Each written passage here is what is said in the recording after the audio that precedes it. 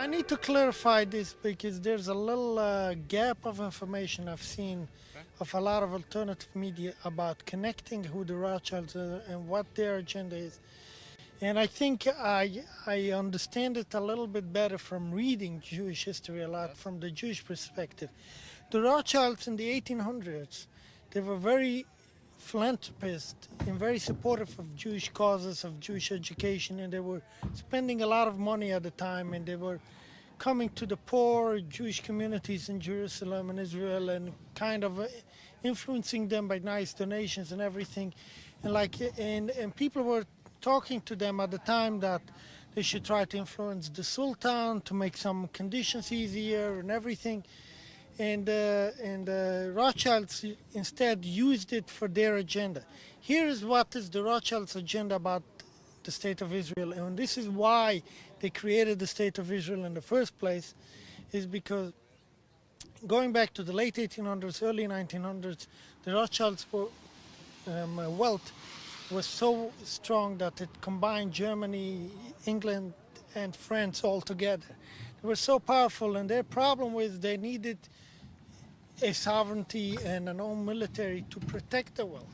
So what they did is they came up with the idea of creating a Jewish state, so it would be a Jewish cause, and with the public figure of people having sympathy of a Jewish cause and people feeling for a Jewish cause. They have unlimited supply for personnel joining military, and this is how the Zionist idea came to empower through the Rothschilds influencing, because their goal was to protect their own wealth, and that's why you'll see Israel is involved in many conflicts of other countries who are not paying back their debt, is because that's the main purpose, is as a military power to protect that particular interest of the Rothschilds entity.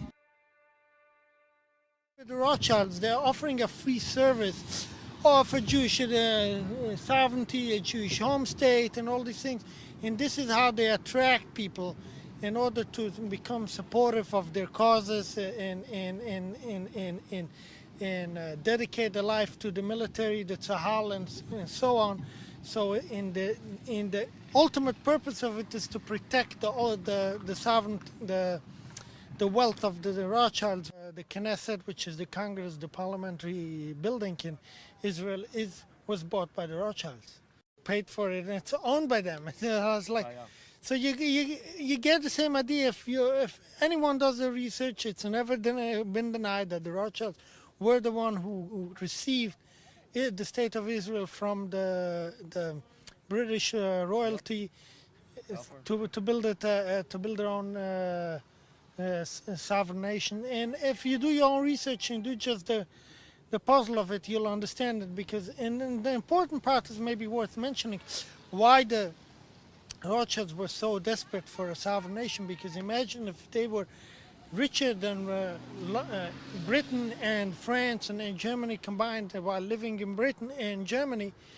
The German government had the ability of taking away all their wealth. So they had to devise a plan of protecting that wealth.